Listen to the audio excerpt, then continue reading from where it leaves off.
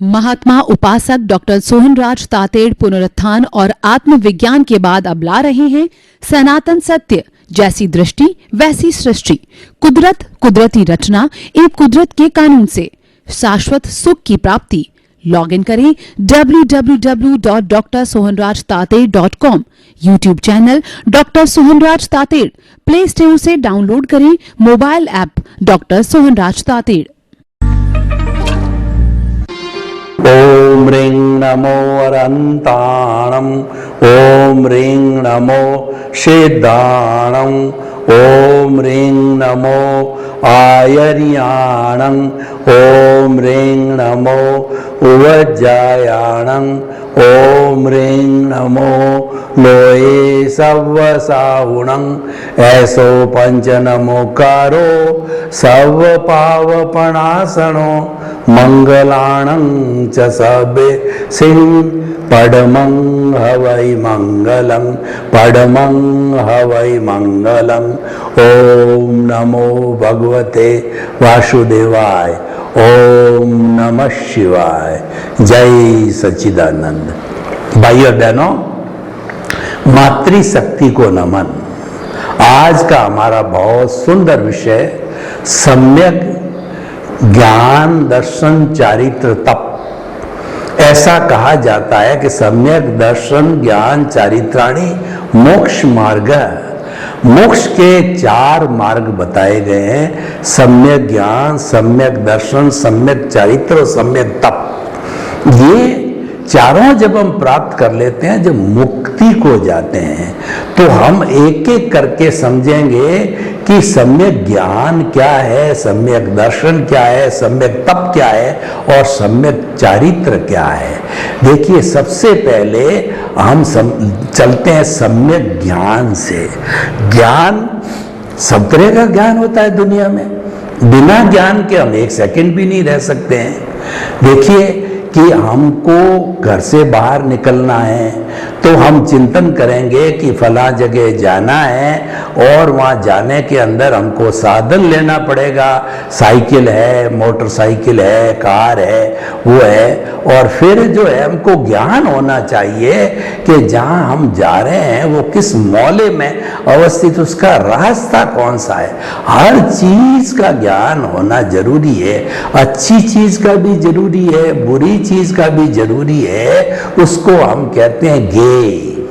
उसके बाद में अच्छी चीज के ज्ञान को आत्मसात करना, चरित्र में उतारना, वह कहलाता है उपादेय।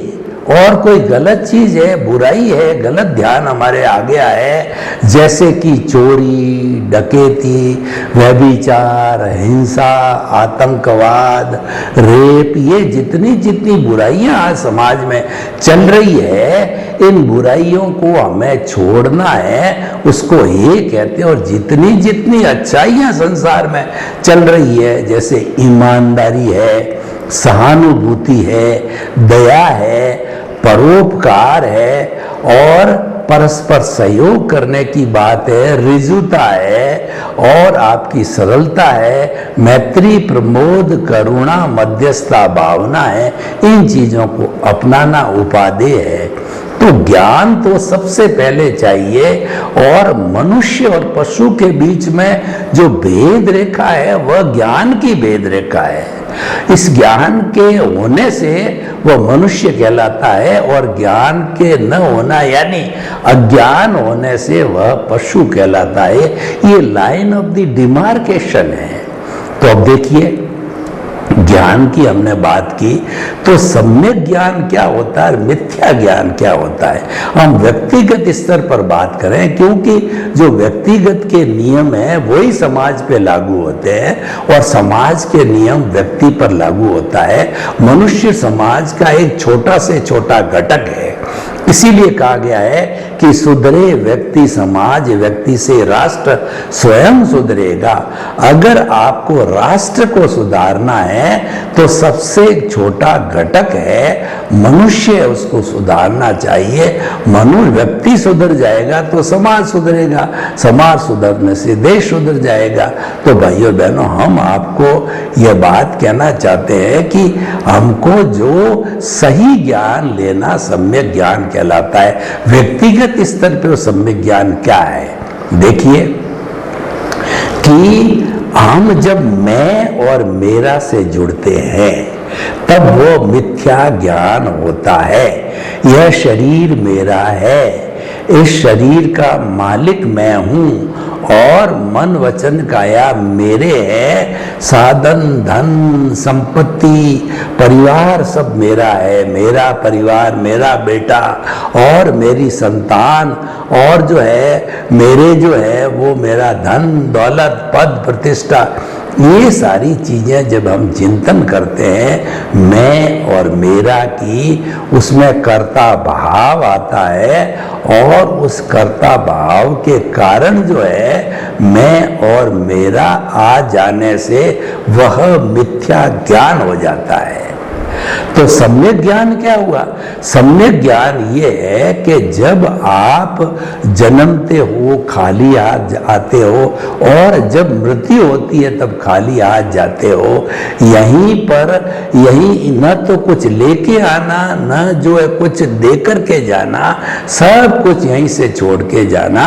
जैसे हम किसी होटल के अंदर एक दिन के लिए किराया लेते हैं तो एक दिन हम उस होटल के कमरे को एंजॉय करते हैं, यूज करते हैं, उसके यूजर बनते हैं और जब चेकआउट का टाइम आता है तो हम अपने कपड़े लेकर के रवाना हो जाते हैं, अपनी अटैची लेकर के। कमरे का कोई सामान साथ नहीं लेके आए जाते हैं क्योंकि वो हमने यूज कर लिया। उसी तरीके से जन्म से मृत्यु के बीच में हम इस प्रकृति माँ के यूजर है, प्रकृति माँ के गेस्ट है। जैसे कि हम जो है धर्मशाला में आए हैं या होटल में आए हैं तो गेस्ट रूप में आते हैं, एक दिन के लिए, 2 दिन के लिए, 4 दिन के लिए। तो प्रकृति के लिए हम 60-70 साल के जब रहते हैं तो वो गेस्ट रूप में आते हैं। और सफर ये है, ये प्रकृति माँ ही हमारे कर्मों का भुगतान कराती है, ये संजोग जुटाती है, हमारा लेन देन को क्लियर करती है। किसी से लेना है, किसी से देना है, हमारा हिसाब है। और जो हमारा भुगतान है, हमारा उदय है, हमारा प्रारब्ध है, तो वह सारा इस प्रकृति के माध्यम से होता है, इस कुदरत के माध्यम से होता है। उस दृष्टि से हम सफरर हैं। जब सफरर है तो हम कर्ता हो ही नहीं सकते, मालिक नहीं है, हम तो सफरर, यूजर और जो है गेस्ट है इस प्रकृति के। तो फिर मन वचन काया हमारी हो ही नहीं सकती। मन वचन काया तो कुदरत की है, कुदरत इसकी क्रिएटर, ऑपरेटर और डेस्ट्रॉय है, वही जन्म देती है, वही पालन पोषण करवाती है। उसी में मन वचन काया के सारे कार्य प्रकृति की सहायता से करते हैं, पंचभूतों से करते हैं और पंचभूतों में वापस विलीन हो जाते हैं। पृथ्वी पृथ्वी में, जल जल में, अग्नि अग्नि में, वायु वायु में, आकाश आकाश में। तो इसका क्या अर्थ हो गया? इसको हम कहते हैं जब ये हम अकर्ता बनते हैं, निमित्त भाव से कोई भी काम करते हैं और जो है हम कहना चाहिए जो गीता की भाषा में निष्काम कर्म करते हैं, मतलब कर्म तो करो, फल की इच्छा मत करो। तो ऐसी स्थिति के अंदर हम जो है निमित्त बन जाते हैं, तो ये हमारा सम्यक ज्ञान हो गया। और जब सम्यक ज्ञान प्राप्त कर लेते हैं हम, इसका अर्थ यह है कि हमारा जो कर्ता भाव है उस पे हमारे सदगुरु के द्वारा, हमारे पुण्योदय के द्वारा, ज्ञानी पुरुष के द्वारा उसके ऊपर परमानेंटली जन्म जन्मांतर की चौकड़ी लगा दी जाती है। आप किसी पावर हाउस में कभी गए हो तो आपने देखा होगा कि बड़े अक्षरों में डेंजर लिखा होता है, लाल कलर की चौकड़ी लगी हुई होती है और उसमें एक खोपड़ी होती है, उसके अंदर एक कहना चाहिए कि एक डंडी दिखाई जाती है अपने उसकी हड्डी की और खतरा लिखा होता है। इसका अर्थ यह है इस गुफा को परमानेंटली बंद कर दिया, बड़ी खतरे की गुफा है। अगर ये दरवाजा खोल दिया, आप कर्ता बन गए तो जन्म जन्मांतर में घूमते रहोगे और इस जो है वो सील रखा आपने गुफा को और निमित्त बनते रहे, तो आपका रास्ता जो है वह मुक्ति की ओर चला जाएगा। तो ये हमारी जड़ है, हमारा जो बेस पॉइंट है अकर्ता बनना, निमित्त बनना। उससे फायदा क्या होता है, एक बार अगर हम निमित्त को अच्छी तरह से अडॉप्ट कर लेते, हर चीज में निमित्त मानते हैं अपने आप को। जन्म से मृत्यु के बीच में हम जो ये कोई कहते हैं मकान बन गया, आपने पुस्तक बना ली, आप राष्ट्रपति बन गए, आप प्रधानमंत्री बन गए, आप बड़े नेता बन गए, आप जो है कुबेरपति बन गए, हर दृष्टि में निमित्त माने, तो ऐसी स्थिति के अंदर हमारे कर्मों का बंध लागू नहीं होता है। यानी निमित्त बनते ही जो है कुदरत है, वो कर्ता कुदरत है। तो हम अपने आप को कर्ता मालिक कहाँ मानते हैं, जिम्मेवारी कुदरत की है। क्योंकि जो संजोग जुटाती, जो सुख दुख का भुगतान कराती, वो कुदरत कराती है। तो कुदरत कराने के बाद जब हम अकर्ता होते हैं तो हमारी कोई रिस्पॉन्सिबिलिटी नहीं होती है। किसी भी जो है वो मुनीम की रिस्पॉन्सिबिलिटी नहीं होती, वो तो 8 घंटे की नौकरी करने वाला होता है। नफा नुकसान जो होता है सब मालिक को होता है। तो कुदरत हमारी मालिक है। तो इस तरीके से सम्यक दर्शन की प्राप्ति होने पर और हम निमित्त बन जाते हैं, तब हमारे नए कर्मों का बंध नहीं होता है और हमारा अनंतानुबंधी कषाय होता है, उसको भस्मीभूत कर दिया जाता है। जब ज्ञानी पुरुष के द्वारा या सदगुरु के द्वारा हमको ज्ञान संप्रेषित किया जाता, हमारा एनलाइटनमेंट किया जाता है, तब वो हमको उसकी प्राप्ति हो जाती है। तो भाइयों बहनों, हम आपको बताना चाहते हैं ये सम्यक ज्ञान है। अब देखिए सम्यक दर्शन क्या है कि हमने ये तो देख लिया कि मन वचन काया मेरे नहीं है और इसका संचालक है वह कुदरत है, ठीक है। पर ये सारी दुनिया को, जिसके अंदर 84 लाख जीवा योनियों के बर्थ प्लेसेस के असंख्य अनंत प्राणी हैं, उन सबके कर्मों का भुगतान कौन कराता है? उन सबके कर्मों का भुगतान मेरे इस शरीर का संचालक मैं नहीं हूं, तो उन सब का भुगतान कराने वाली व्यवस्थित शक्ति है। अगर मान लो पूरे जो है कुदरत की बात करें तो उसकी मालिक प्राकृतिक रूप से तो कुदरत है, लेकिन व्यक्तिगत रूप से बात करें तो वह व्यवस्थित शक्ति है। साइंटिफिक सर्कमस्टेंशियल एविडेंसेज है जो कि आपको द्रव्य क्षेत्र काल भाव के आधार पर जो है वो आपको जो है वो पनिशमेंट देती है, अवार्ड देती है और जो है आपको सारा कार्य वो करवाती है। उसको कहते हैं सम्यक दर्शन।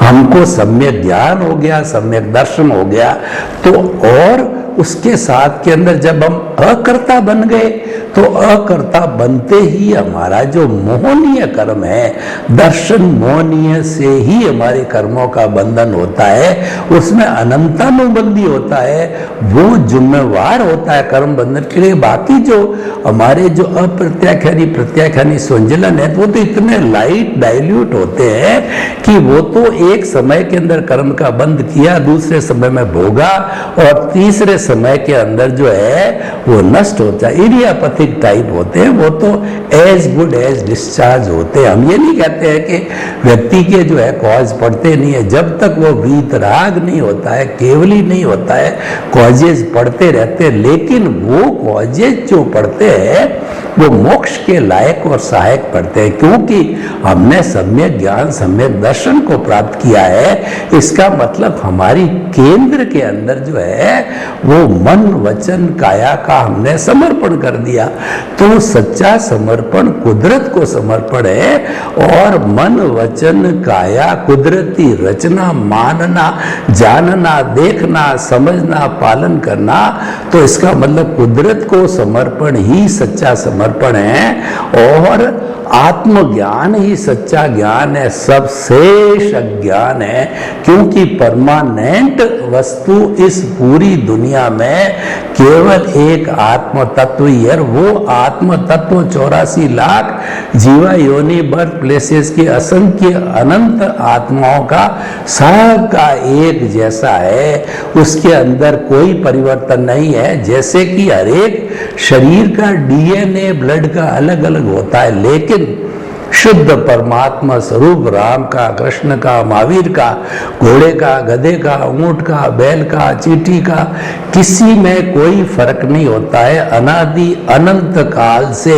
भूत भविष्य वर्तमान के अंदर परमानेंट रूप से उस मूल स्वरूप आत्मा सारी एक सी है। ये बड़ी विशेषता है। जो फर्क अपने अपने शरीर का दिखाई देता है वह कर्म रूपी अशुद्धि आने के कारण है। वो हर एक के अलग अलग कर्म होते हैं और कर्मों के अनुरूप ही शरीर मिलता है, आयुष्य कर्म मिलता है। तो भाइयों बहनों देखिए, सम्यक ज्ञान, सम्यक दर्शन और मोहनीय कर्म काफी डाइल्यूट पड़ गया। तो ये हमारे जो घाती कर्म होते हैं, ज्ञानावर्णीय, दर्शनावर्णीय, मोहनीय और अंतराय, बाकी चार होते हैं। शरीर से जुड़ा होता है वो तो पुण्य पाप से जुड़े, वो भुगतान से जुड़े हुए होते हैं। और वो भुगतान तो मन वचन काया जो है वो अपने आप ऑटो मोड से हो रहा है, वो हमारा कंट्रोल ही नहीं है। हमने तो पहले ही कह दिया, कुदरत जाने और कुदरत का काम जाने। तो चार घाती कर्म तो कुदरत से जुड़ गए। तो हमारे इन चार घाती कर्म है, उसमें से तीन घाती कर्म काफी हल्के हो जाते हैं, ज्ञानावर्णीय, दर्शनावर्णीय और मोहनीय। और इनको एक जो रस्सी की तरह बांधने वाला अंतराय, इसका मतलब ये तीनों जब रहते हैं तो उस रस्सी का एग्जिस्टेंस होता है। तीनों जब टूट जाते हैं तो रस्सी ऑटोमेटिकली टूट जाती है, अंतराय टूट जाती है। अंतराय कब तक है? इन तीनों के रिलीज होने की अंतराय, इन तीनों के शून्य होने की अंतराय है। और जब ये पूरे समाप्त हो जाते हैं तो ऑटोमेटिकली अंतराय समाप्त हो जाती है। वह तो इन तीनों के कारण तीनों को जोड़े हुए होती है। तो इस तरीके से हमने क्या किया कि सम्यक ज्ञान दर्शन, ये जो हमारी आत्मा का स्वभाव है सच्चिदानंद, सत का मतलब अविनाशी, चित्त का मतलब ज्ञान दर्शन वाला, और आनंद जिसका लक्षण है, तो ये चित्त है ज्ञान दर्शन। सम्यक ज्ञान दर्शन को हमने हमारी समझ के अंदर, बुद्धि के अंदर, विचारों के अंदर उसको फिट किया, जिसको हम आर्ट ऑफ द विजन कहते हैं। उसके केंद्र के अंदर हमने फिट कर दिया कि मन वचन काया कुदरती रचना, उससे मुक्त ऐसा मैं शुद्ध आत्मा हूं। ये जब हमारा केंद्र है, मान लीजिए केंद्र हम कहीं मान लेते हैं शरीर के अंदर कि ये भावों से, देखिए जो हमारा आर्ट ऑफ द विजन है वो भावों से जुड़ा हुआ है, और मन वचन काया ये भुगतान से जुड़ा हुआ है। मन वचन काया अवस्था से जुड़ा हुआ है। मन वचन काया जड़ है, और अवस्थाओं से जुड़ा होने के लिए वो एब्सोल्यूट टेम्परेरी है। टेम्परेरी का मतलब आया राम गया राम। जो है आज सुख आया वह भी चला जाएगा, दुख आया वह भी चला जाएगा। लेकिन आत्मा के साथ ऐसा नहीं है। वह तो अजर अमर अविनाशी, अनंत ज्ञान, अनंत दर्शन, अनंत शक्ति, अनंत सुख का धाम है, और भूत भविष्य वर्तमान अनादि अनंत काल में हमेशा एक सा रहता है। और विश्व का सबसे पावरफुल कोई भी द्रव्य है तो वो चेतन तत्व और सबका एक सा है। इसीलिए कहा गया जे एगे जाने ते सब्बे जाने, जे सब्बे जाने ते एगे जाने। जे जिसने एक आत्म तत्व जो कि मूल स्वरूप में सबका एक सा है उसको जान लिया तो पूरे ब्रह्मांड को जान लिया, और पूरे ब्रह्मांड को जान लिया उसने एक आत्म तत्व को जान लिया। क्योंकि मेन सबसे बड़ा पावरफुल वही है। बाकी तो जो पांच द्रव्य कुदरत के हैं, जगत के हैं, वो तो क्या है कि वो तो पौद्गलिक है, वो तो अरूपी, उनमें संवेदना नहीं है। संवेदना तो केवल एक आत्म तत्व है, इसीलिए अहिंसा अहिंसा आत्म तत्व पे लागू होती है। तो सम्यक ज्ञान दर्शन हमने फिट कर दिया हमारे आर्ट ऑफ द विजन के अंदर।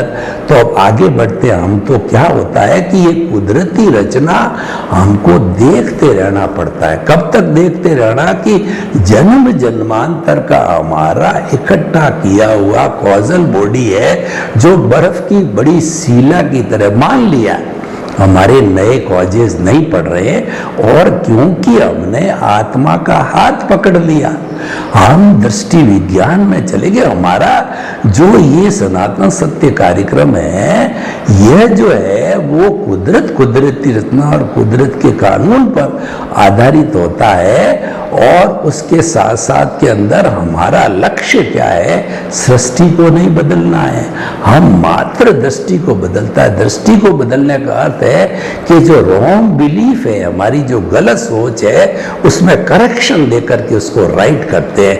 मिथ्या ज्ञान दर्शन को सम्यक ज्ञान दर्शन में बदल देते हैं। बस हम इतना सा ही ठीक करते हैं, दिशा बदल दी आपकी। जो स्क्रू लूज था उसको टाइट कर दिया हमने, बस इतना सा हमने काम किया। जब इतना दिशा बदलती है तो फिर वो दशा बदल जाती है। नजर बदल दो, नजरिया बदल जाएगा। दृष्टि बदल दो, सृष्टि बदल जाएगी। और जो है आपकी दिशा बदल दो, दशा बदल जाएगी। तो इतना दिशा का बड़ा महत्व होता है। तो इसीलिए वो काम हमने किया है।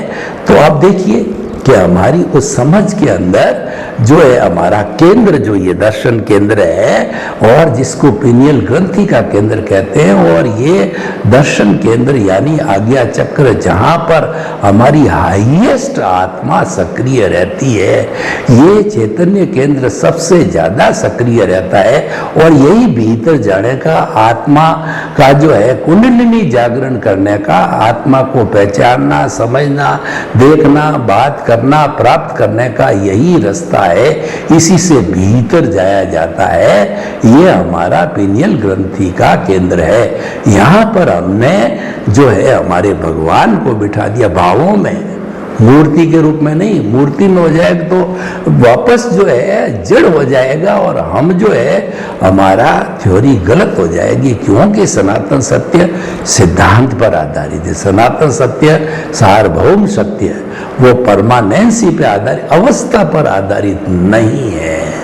सनातन सत्य अवस्था से परे है, वो तो परमानेंट भूत भविष्य वर्तमान में सिद्धांत एक सा ही रहता है। उसको हम अध्यात्म विज्ञान कहते हैं, और वह मुक्ति का मार्ग होता है। क्योंकि यह आर्ट ऑफ द विजन पर आधारित है, परमानेंसी पर आधारित है, और अवस्था पर आधारित नहीं है। और देखिए, जहाँ केंद्र में हमने शुद्ध परमात्मा स्वरूप आत्मा को रखा है, इसके ऊपर कुदरत का कानून लागू नहीं होता है। ये तो बादशाह है, चेतन पे लागू नहीं होता है, जड़ पे, मन वचन काया जड़ है, इसीलिए उस पर लागू होता है। और वो भुगतान है, और उसको जन्म देने वाली मौत वगैरह सब कुदरत ही करती है। वो विषय अलग हो गया, उस पर हमारे पे कुदरत का कानून लागू नहीं है। हम अपनी मर्जी के मालिक हैं। तो ये जब स्थापित हो गया भावों में, तब क्या होगा कि हम उससे मुक्त हो गए।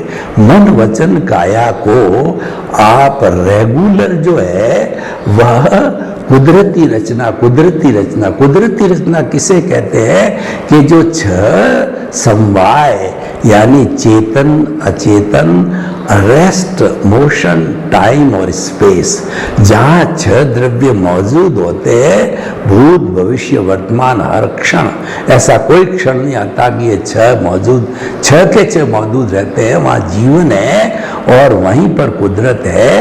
तो इसको कुदरती, ये जो अवस्थाएं बदलती है छह की, उसको कुदरती रचना कहते हैं। तो हम मन वचन काया को कुदरती रचना मानते रहे, मानते रहे, मानते रहे, जन्म जन्मांतर। तो ये हमारा तप है, ये सम्यक तप है। कुदरती रचना देखना, जानना, मानना, अनुभव करना, ये सारा सम्यक तप है। तप का बहुत बड़ा महसूस, सम्यक ज्ञान, सम्यक दर्शन तो हमारे केंद्र में फिट हो गया।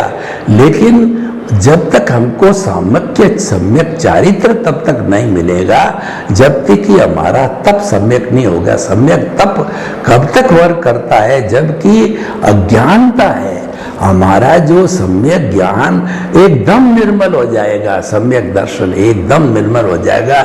यानी ज्ञानावर्णीय, दर्शनावर्णीय, मोहनीय, ये तीनों ही एकदम निर्मल हो जाते हैं, पूरे कट जाते हैं जब हमारी आत्मा वीतराग बन जाती है, हमारी आत्मा केवली बन जाती है। तो उस केवली बनने तक हमारा सम्यक तप होता है।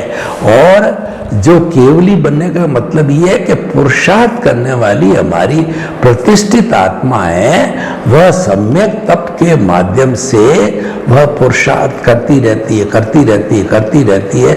जब वह पुरुषार्थ पूरा हो जाता है तो केवल दर्शन की प्राप्ति होती है, जो 360 डिग्री का अनुभव होता है, और अज्ञानता जीरो हो जाती है। उस स्थिति में जब अज्ञानता जीरो हो जाती है तो हमारी जो कहना चाहिए प्रतिष्ठित आत्मा समाप्त हो जाती है, और प्रतिष्ठित आत्मा समाप्त होकर के मन समाप्त हो जाता है, और फिर आयुष्य के अधीन ये जब शरीर समाप्त हो जाता है और केवल दर्शन हो जाता है, जब और कहना चाहिए कि वीतराग हो जाता है या उसके पहले क्षपक श्रेणी ले लेता है, तो वह जीव इस औदारिक शरीर के अंदर पूजनीय, वंदनीय और भगवान का स्वरूप हो जाता है।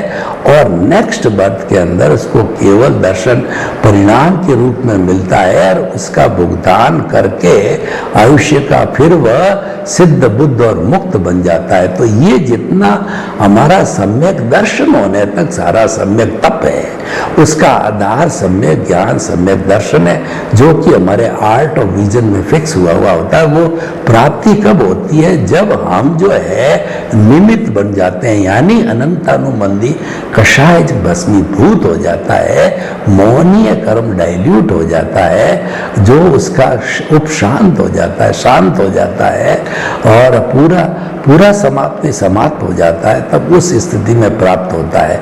तो भाई और बहनों, जो आज का विषय है हमारा सम्यक ज्ञान, दर्शन, सम्यक चारित्र, तो ये तीन प्राप्त हो गए। जब ये तीन प्राप्त हो गए, 360 डिग्री का अनुभव प्राप्त हो गया, केवल दर्शन की प्राप्ति होगी, इसका मतलब सम्यक चारित्र प्राप्त हो गया। इसका अर्थ यह है कि नेक्स्ट बर्थ में जब केवल ज्ञान होता है, हम अपनी आत्मा को पूरा प्राप्त कर लेते हैं। यानी हमारे जो है वो कहना चाहिए कि हमारा जो मेन लक्ष्य था उसको प्राप्त कर लेते हैं, और हमारा काम पूरा हो जाता है। यानी हम सिद्ध, बुद्ध, मुक्त बन जाते हैं। सर्वे भवन्तु सुखिनः, सर्वे सन्तु निरामया, लोक के सब जीवों को सुख मिले, शांति मिले, आनंद मिले, प्रेम मिले, सम्यक ज्ञान, दर्शन, चारित्र, तप की प्राप्ति हो। आपके प्रति मंगल भावना। ओम शांति। महात्मा उपासक डॉक्टर सोहनराज तातेड़ पुनरुत्थान और आत्मविज्ञान के बाद अब ला रहे हैं सनातन सत्य, जैसी दृष्टि वैसी सृष्टि, कुदरत, कुदरती रचना एवं कुदरत के कानून से शाश्वत सुख की प्राप्ति। लॉग इन करें www.drsohanrajtated.com, YouTube channel doctor Sohanraj Tated, play store से डाउनलोड करें mobile app doctor Sohanraj Tated.